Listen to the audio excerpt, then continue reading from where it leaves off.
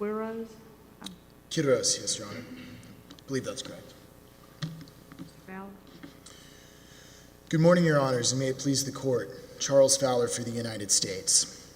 Section 922N imposes a narrow liberty restriction on defendants awaiting trial for serious crimes.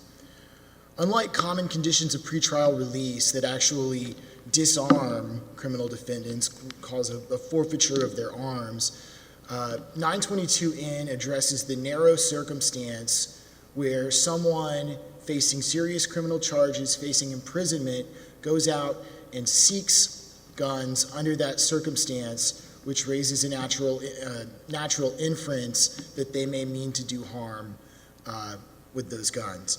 Section 922 is constitutional both under the more general framework for liberty restrictions of indicted defendants applied in Salerno. I've sort of used Salerno as a shorthand for that framework, as well as the historical tradition standard announced in Bruin. And regardless of 922N's constitutionality, the district court erred in dismissing the false statement charge under 922A6, but I will focus on the 922N issue.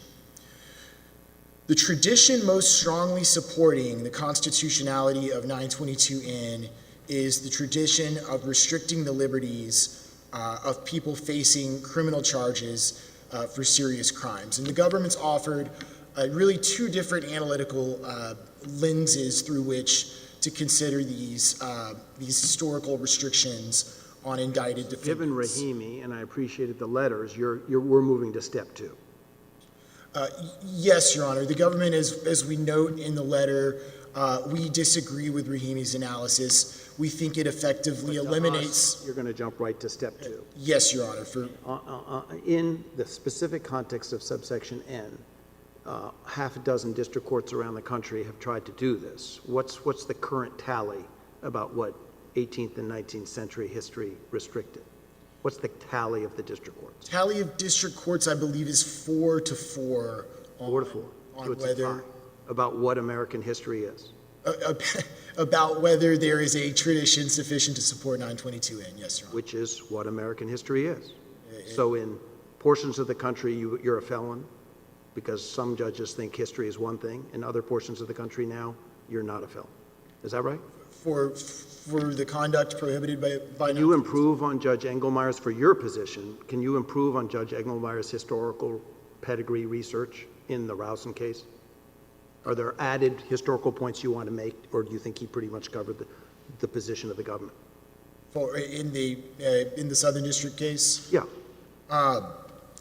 Well, Your Honor, I think that opinion actually omits really it touches on it, but not as directly, I think, is the way the government's framed it in this case, on analogizing under the Bruin framework to the historical restrictions on indicted defendants, including pretrial detention. I mean, I don't think that opinion really takes the Salerno.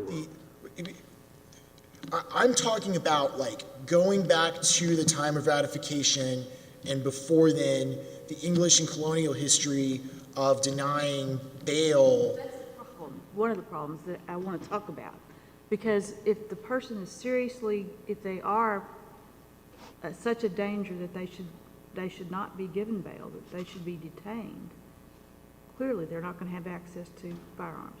But if the court makes a determination that they are free to go, doesn't that undercut that they're not that dangerous?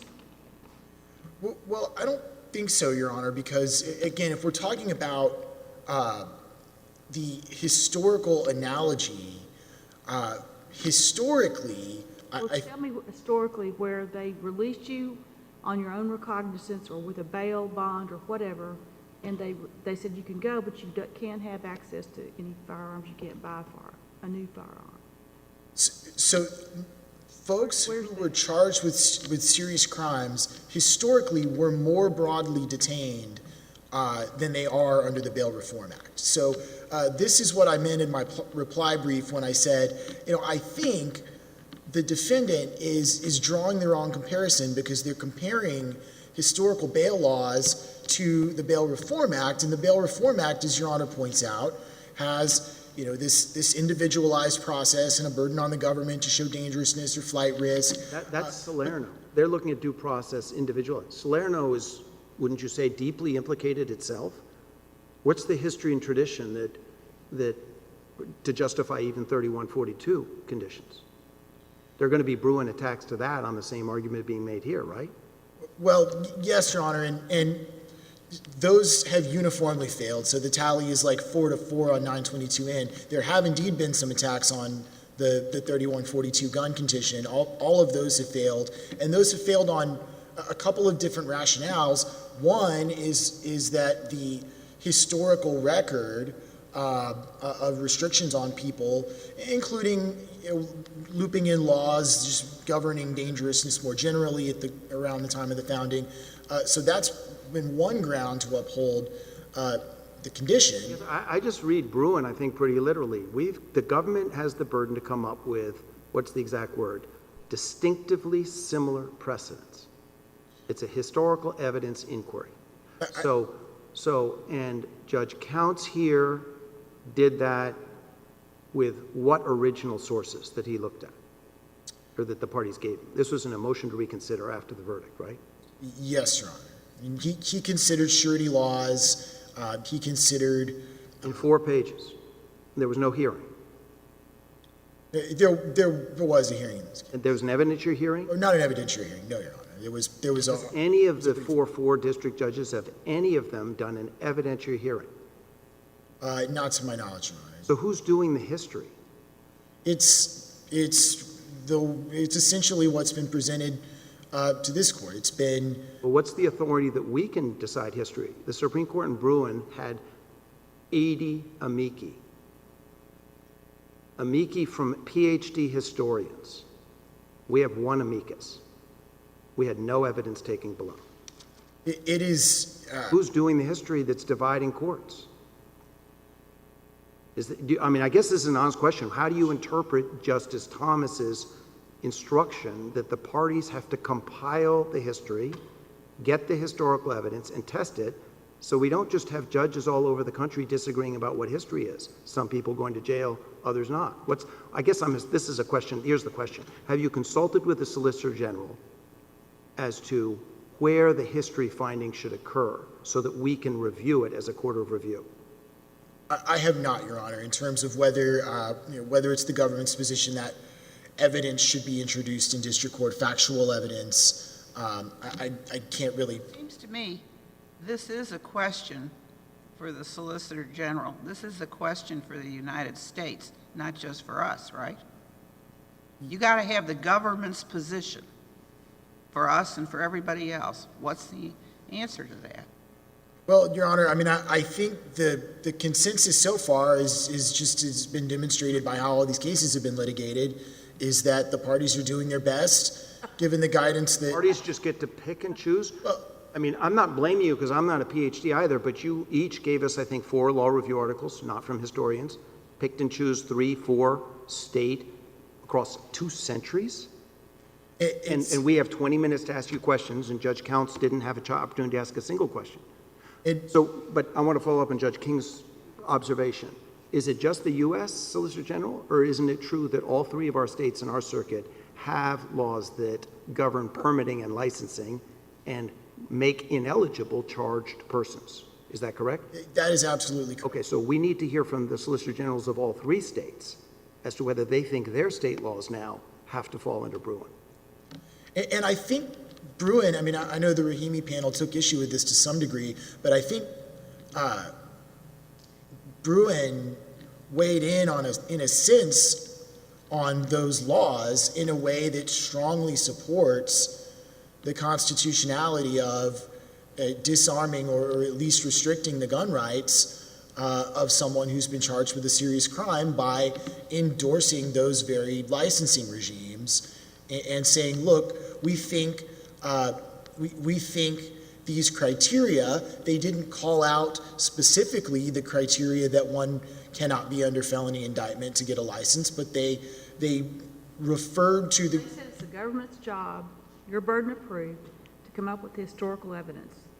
So where is it? Give it to us. so, And why is it apparently different court by court on what the government's proving? well, we've cited a number of historical laws, Your Honor. I mean, so some of these are direct historical legal sources. We've referred, Let's get specific about the federal Yes. statute that talks about pretrial release. so You can make a condition of release that you cannot possess a firearm. Yeah. What's the historical analog to that in state, federal, common law that you can make that a condition of pretrial release? So for the, we've pointed to detention, for example. So the 1789 Judiciary Act was a federal law passed by Congress. It was preceded by 2 years by the Northwest Territory Ordinance in 1787, right before the Constitution was ratified. These are two historical laws that broadly authorized detention. So those, they authorized detention for, or in the case of the Northwest Ordinance, required detention for people facing capital punishment, which, as we explained in the brief, was much broader, closer to what we conceptualize as felonies today. If we go then to the tradition of laws disarming dangerous people, the government's argument on that point is that these historical data points, if you will, demonstrate a founding era understanding that gives legislatures some power to disarm people for dangerousness in order to protect the community. And the historical sources there would be the ones cited in the briefs regarding going armed in a menacing or terrorizing manner. Even before that, I think an important historical source on legislature's power. Would you object if we were to remand so there can be discovery and expert reports on what actually happened in the 18th century and 19th century? Would you object? I'm seeing the Seventh Circuit has done that. The district court on remand should allow the parties to engage in further discovery, including seeking additional expert reports. Or are you comfortable representing the United States government that you've got the history and we should decide it? I think the record is sufficient to sustain this law. Okay. And that's a position you've taken. Okay. You What- might ought to, I would think, on that very point, you're representing the United States. You better be sure that the Solicitor General and you are on the same wavelength, right? Yes, Your Honor, and I would be happy to provide the court. I would be happy to consult with higher ups in my, in my. Well, the other thing, a lot of district courts are saying they are not getting to the history because they're saying Heller carved out 922 provisions, some specific, sensitive places, mentally ill, felons. And then we get to Bruin, and Justice Thomas's majority doesn't say no, then we've got a concurrence that says, actually, we still have those carve-outs. So I'm seeing lower courts saying, we're not going to get ahead of the Supreme Court. Let's have the Supreme Court say that Bruin has changed the landscape. I don't hear you arguing that to us. I think that's our step one argument. I mean, I think absolutely it's the government's position. But you think it's foreclosed by Rahimi? I believe that's right, Your Honor. I mean, I think that's right. We of course strongly, we think Rahimi effectively eviscerates the first step. We think, in other words, the Supreme Court in Heller couldn't have been clearer, and in Bruin for that matter couldn't have been clearer, that it's talking about law-abiding, responsible citizens' gun rights. And we believe... These people are presumed innocent. And as Chief Judge Richman said, they did have the government had a shot to detain them. I guess, what at a 30,000-foot level, the Supreme Court's telling us in Bruin, treat these Bill of Rights provisions the same. It's not a second-class right. And therefore, I guess you would agree, I think, that if you're a charged felon, you still get to vote. If you're released, you can still vote. So is that an improper, simplistic parallel that what Bruin's telling us is now, you get all your rights? Well, I think the right to bear arms is different because of the community safety Cases, I mean, where is the pretrial release analog at the relevant time points in history that said you can tell these people you can't possess a gun and you can't purchase a gun while you are awaiting trial? I don't, given the type of analogical reasoning that that Bruin suggests, particularly given that the societal problem of people charged with serious crimes going out and seeking guns, in a sense, was less of an issue back then because those people would have been facing capital punishment and therefore detained. So it didn't really come up then. But I think So to it's answer, like getting on a plane, right? We're not going to find an analog back in the 18th century that says you can't get on a plane, but the Supreme Court isn't quite telling us we need a pedigree there. So you're saying here it's similar. We didn't really have detention and release at all back then? it's not that we didn't have release, but I think that the category of people now considered to be indicted with a felony tracks pretty closely the category of people who would have been considered to be charged with capital crimes back then and therefore detained. And if you're locked up, it sort of obviates, and the Southern District of New York made this exact point a couple of weeks ago, obviates the need to pass a law specifically addressing whether people subject to felony indictments can receive a gun. But I think to answer Chief Judge Richman's question directly, I mean, I don't think anyone's found a 1791 law Or practice. dealing specifically with receipt of firearms by those charged with felonies, but You could find, it could be 19th century too, right?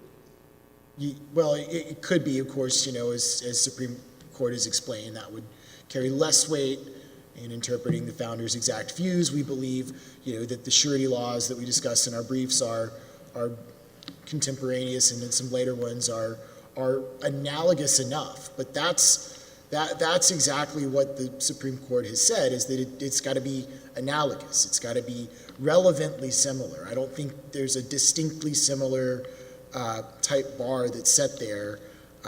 It's an analogy. So, I think Bruin said it itself. It did not mean to put legislatures in a straitjacket in terms of regulating gun rights. And I do want to reserve, I see that my time's up. I do want to reserve some time for rebuttal if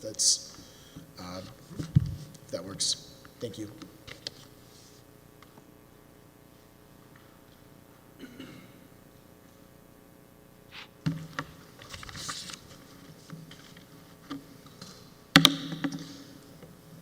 May it please the Court, Tim Shepard for the appellee. As the Supreme Court explained in Bruin, and this Court recently explained in Rahimi, the question of the Second Amendment is one of text and history, not policy. United States v. Rahimi resolved a number of the questions at issue today, and I believe that the Court understands that Bruin framework does apply to Second Amendment challenges, that it applies to facial challenges, and that the Second Amendment protects all Americans. On the second step of Bruin, the government has not provided a distinctly similar analog for 922N. Rahimi said that the absence of a distinctly similar analog is evidence of the regulation's unconstitutionality. But it did also say to reason by analogy and look at relevantly similar analogs. But the government's examples fail under this even relevantly similar standard, both because many of these examples are not historically significant and because they're not relevantly similar to 922N. So the government begins with pretrial detention, which, as this Court has noted, is meaningfully different from 922N. Pretrial detention detains people and thereby disarms them after a dangerousness assessment. 922N impacts those released pretrial. So from your study, you would agree that a condition banning someone from even possessing a gun and then released, that survives Bruin? That there's a historical pedigree to justify the whole edifice of 3142?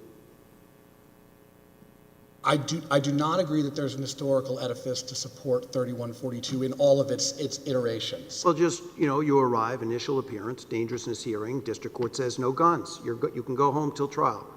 Well, how is that not equally vulnerable to Bruin? Where's the government's going to have to meet its burden to say that there's a pedigree of courts doing that. I agree, it might be equally vulnerable to Bruin. Those suits are being brought. Those suits are being brought, that's right.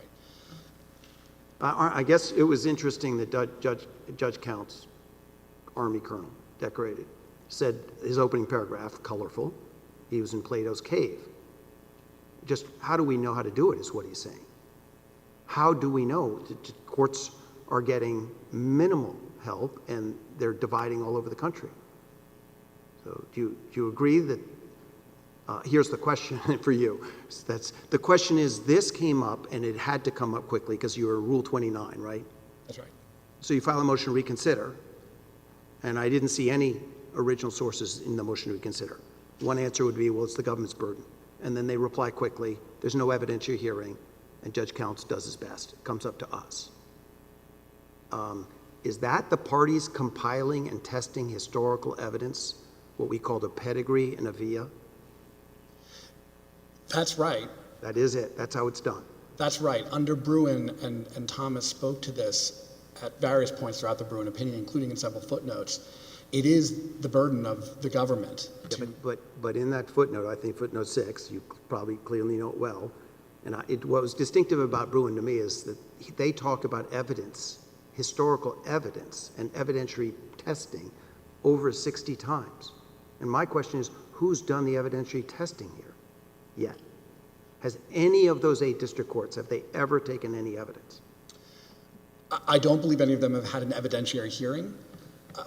They have relied on the parties' briefing, and I do think that this court has the benefit now of a number of district courts having addressed this. So the historical... But if none of them did, and you filed your response to Judge Engelmeyer's-Rosen, and you say, you know, that his history is inaccurate, it's unexplained, it's pretextually enforced to the extent it exists.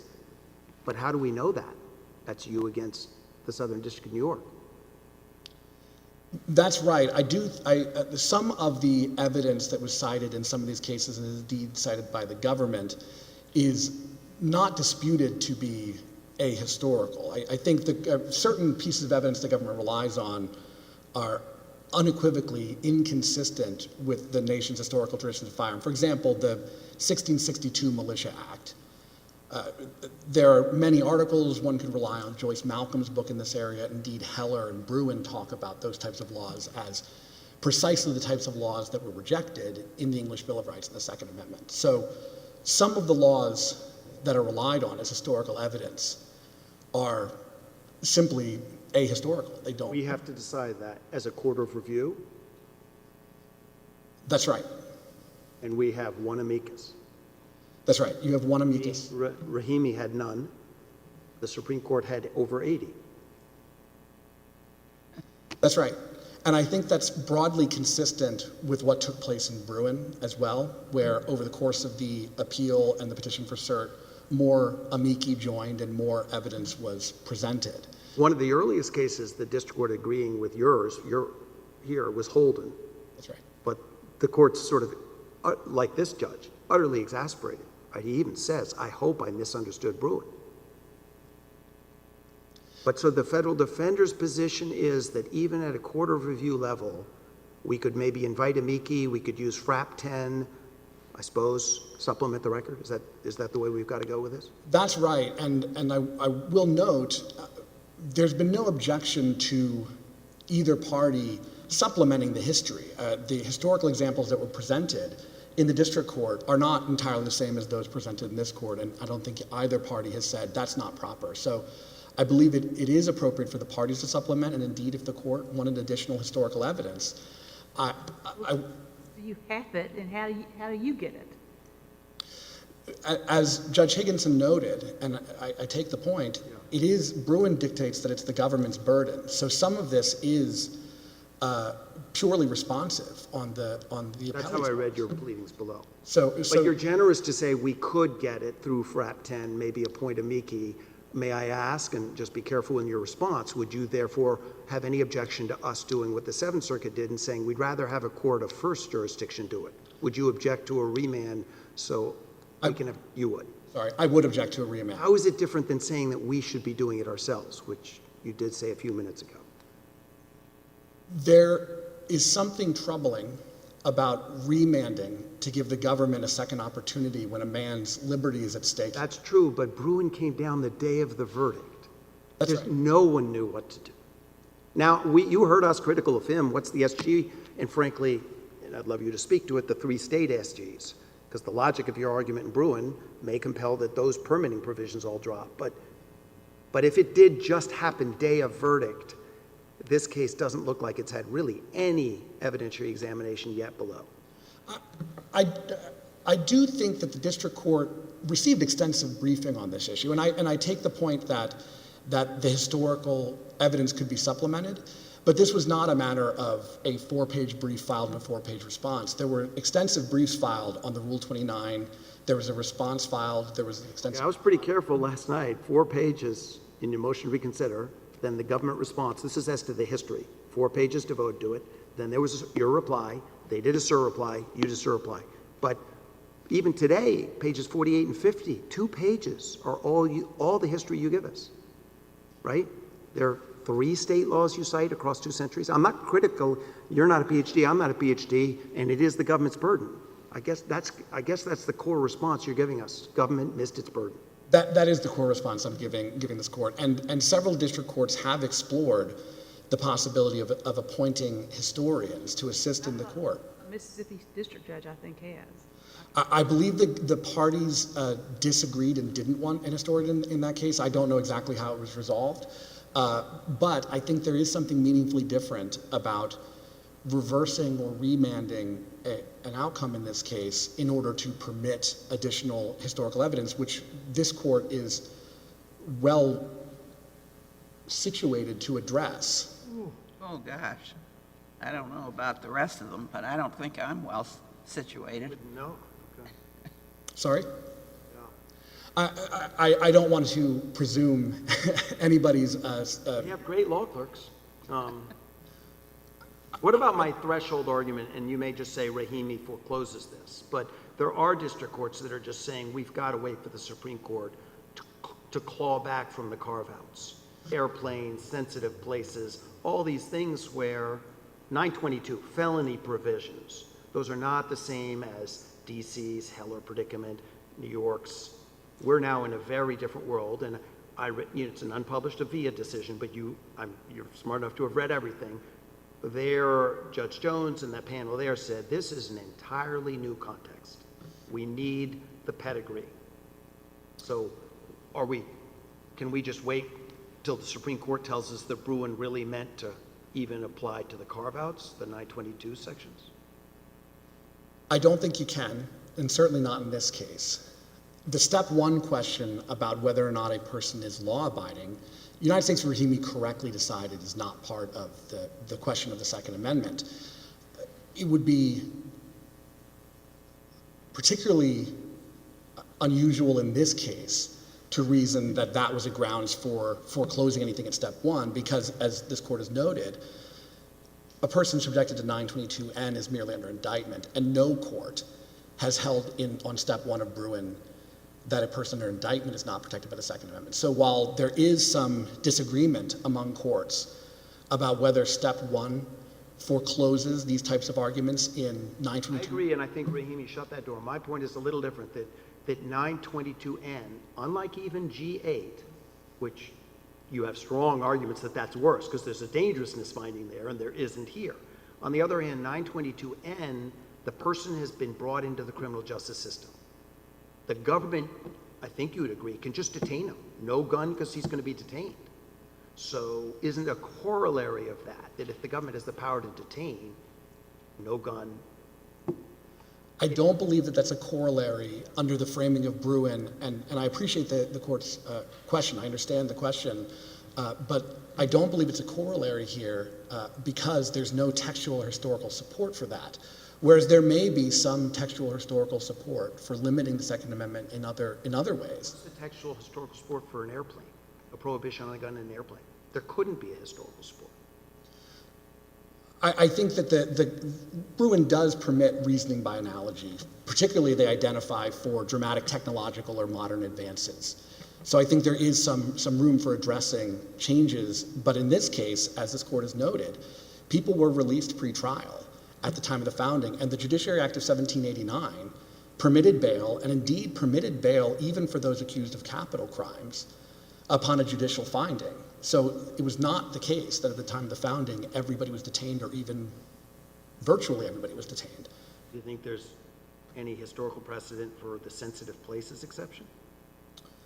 Or I have not looked at mentally ill people not allowed to get guns? You know, background checks, just all sorts of questions. the Heller court identified those longstanding prohibitions, and indeed It said it was non-exhaustive. So my question, I guess, is why isn't N part of the non-exhaustive Heller things that Kavanaugh and Roberts are saying those are still intact? My issue is not that they're non-exhaustive. In the Heller opinion, the court did say, we have not conducted an exhaustive historical analysis of these, and I think that's important for us to understand.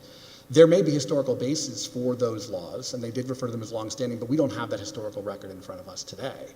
We have... Well, one of my questions is, you say that people were released pretrial on bail, even in capital cases. There may have been a practice that was prevalent in the colonies that if you're going to let somebody out on that kind of basis, that you were told you can't carry a weapon outside your home, or something, some sort of prohibition on carrying a handgun. We have not seen historical evidence of that. I don't believe the government has seen historical evidence of that. Indeed, the laws the government cite to speak to the fact that those concerns were addressed differently at the time of the founding, which Bruin says is evidence of a challenge statute. Addressed by locking them up. Is that your answer? They were addressed by locking them up, yes. And in addition, the other historical analogs the government relies on, insofar as they are historical evidence, may speak to other ways that people who were perceived to be dangerous could have been disarmed.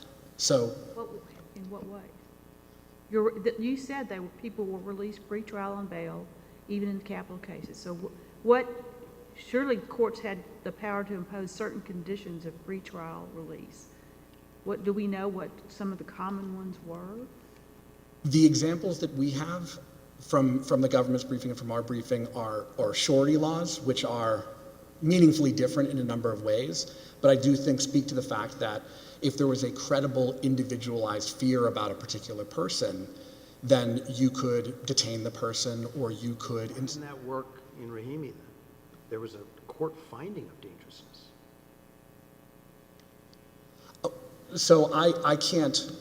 I mean, Rahimi was decided, and I think this court would agree that surety laws were far more similar to 922G8 than they are to 922N, and yet they were still not considered sufficiently similar to justify 922G8. And one point that the Rahimi court did not address is that several of those surety laws are of dubious historical value.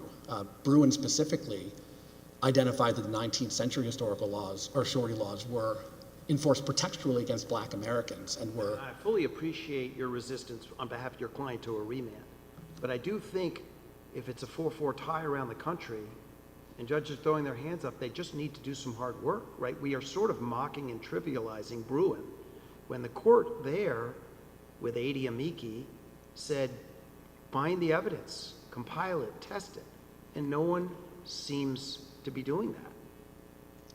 I understand the court's frustration with that. I just want to correct one thing, and I don't mean for this to sound tedious, but I believe that it's 4-3 in favor of but if I'm wrong, please let me know. I think that's 4-3, but I appreciate the point that courts are declaring N to be unconstitutional. That's right. Quiroz, Holden, Hicks, and Stambaugh.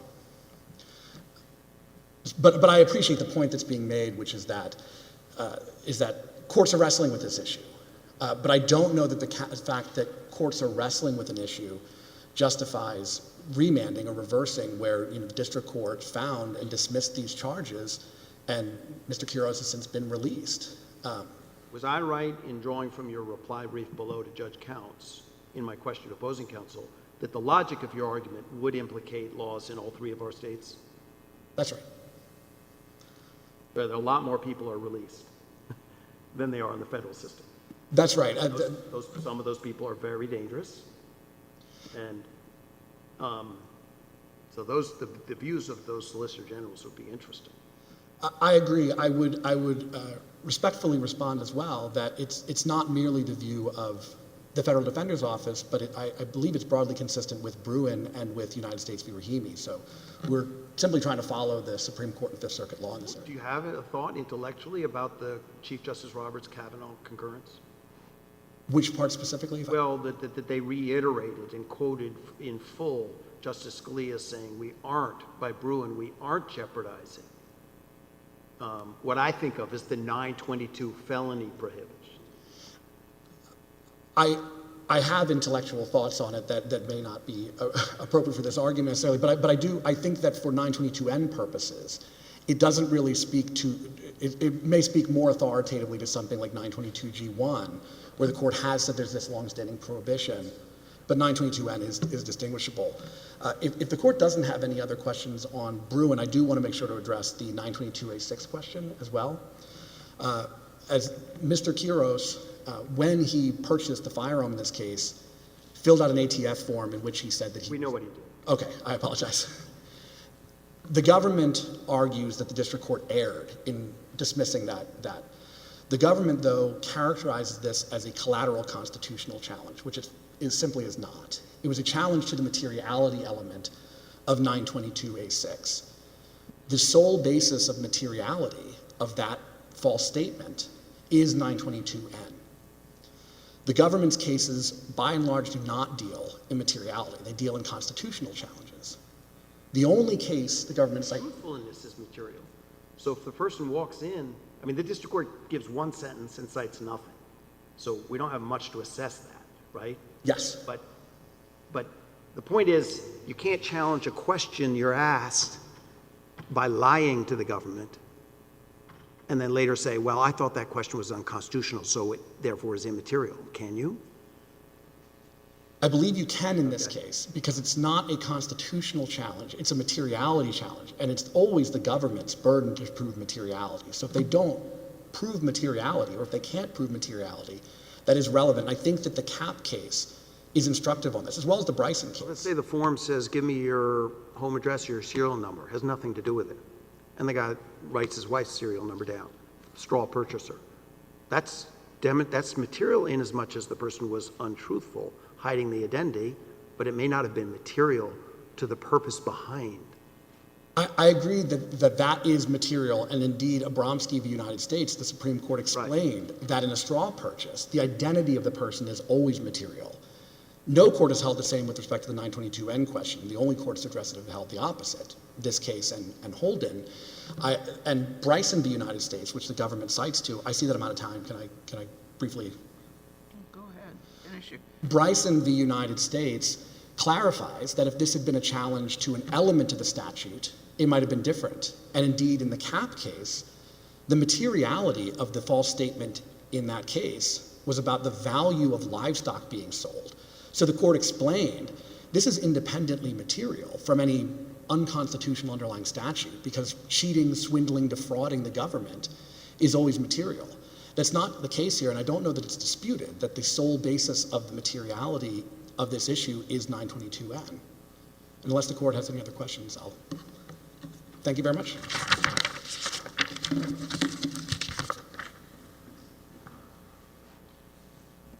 Was he sentenced concurrently on 1 and 2?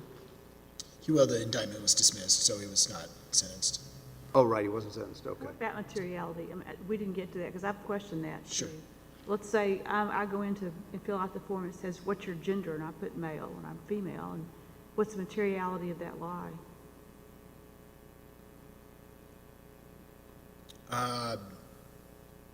I'm not sure that would be material. I mean, it depends. If there's a law out there that says, it's kind of a counterfactual. If there were a law out there that says you could only buy a gun if you're There's no law male. now. Let's say we said 922N is unconstitutional. It's off the books. So what's materiality of lying about whether you're under indictment? It was certainly not. It's certainly not been held unconstitutional at the time. I'm saying if we do. If you do, it wouldn't. So, well, even if we do, we should uphold the conviction on the lie, and I'm trying to test that. Yes, Your Honor, and I think this is precisely what the Supreme Court has said over and over. You can't retrospectively say it's okay that I lied about complying with a statutory requirement because that statutory requirement is unconstitutional. I frankly, I'm trying to follow the distinction that Mr. Quiroz is trying to draw between this body of 6 or 8 Supreme Court cases and the situation here. But one thing I can say for sure is that this court, in an unpublished opinion in Bledsoe, didn't see that distinction because it applied that line of Supreme Court authority to this exact, as far as I can tell, the claim in Bledsoe was identical. It was a age restriction in 922 violates the Second Amendment, and therefore he couldn't be prosecuted for having lied about his age. It's an identical claim as far as I can tell, and this court held, nope, we're going to follow the line of Supreme Court authority on this. I think that controls, aside from the fact that it's unpublished, I do think it's correct, and I think it's squarely on point here. I was counting this court's decision in Avila, I realized, when I said 4-4. So, That's plain error they didn't reach. of course, you're right, Your Honor. I didn't realize I had 4-4 in my head, but I was counting that one just to clarify that. To make my position clear on the first step of Bruin, regardless of what the panel did in Rahimi, which, as I mentioned in my letter, the government is going to be seeking further review of that decision, I do think this court can bypass Bruin. I mean, I think this court can bypass Bruin under the body of Supreme Court authority that deals directly with liberty restrictions on indicted defendants. Like I said, I've used Salerno as kind of a shorthand, but this is Gerstein versus Pugh. It was a Fourth Amendment case. Bell versus Wolfish, 1979. These are all in my brief. Then you've got the pair of cases dealing with seizure of assets, Monsanto in 89 and then Cayley in 2014. I thought Bruin said you can't let history or conflict with the express wording in the Second Amendment. Well, Bruin didn't deal with the kind of challenge that these Cayley, Salerno, Monsanto cases dealt with. It wasn't talking about indicted defendant. They weren't dealing with an indicted defendant. And what they did say, I think it's at 2156, is that the Second Amendment is subject to the same body of constitutional rules as the other Bill of Rights amendments. And one of those rules is the rule that that the Supreme Court applied to the Fourth Amendment in Bell versus Wolfish, the First Amendment in Bell versus Wolfish, the Fifth and Sixth Amendments in Monsanto and Cayley, the Eighth Amendment in Salerno, the Fifth Amendment in Salerno. The point here is that the Bill of Rights amendments accommodate restrictions on people accused of crimes that are necessary to protect the public and the operation of the criminal justice system. And Isn't this a straightforward attack on Bruin? I think it's a new legal test. I think it's essentially it's something Bruin didn't have occasion to address. I mean, it didn't deal with how to the extent it dealt with it at all, it said the same rules apply. Although the Second Amendment might not be a second-class right, the Supreme Court has now said that multiple times, it also doesn't hold some sort of superior status that would make it immune to accommodations, criminal justice-related accommodations that all of the other Bill of Rights amendments. Yes, Your Honor. Yes, Your Honor. I do see that I'm out of time. We ask that the court reverse. Thank you. No problem. That will conclude the arguments before our panel. The cases are under submission. Thank you.